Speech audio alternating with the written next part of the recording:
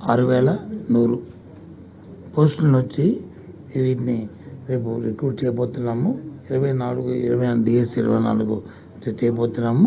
అది 12వ తారీఖు నుంచి ఈ ప్రాసెస్ వచ్చి స్టార్ట్ అవుతుంది. నెల 12వ తారీఖు నుంచి ప్రాసెస్ స్టార్ట్ అయ్యి మార్చి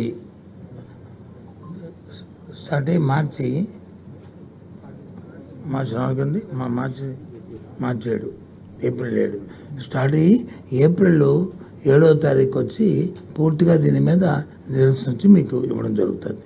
ఈ విషయాలన్నీ కూడా వాళ్ళు చెప్తారు. ఇవన్నిటి కూడా ఎస్జిటి 2280 2280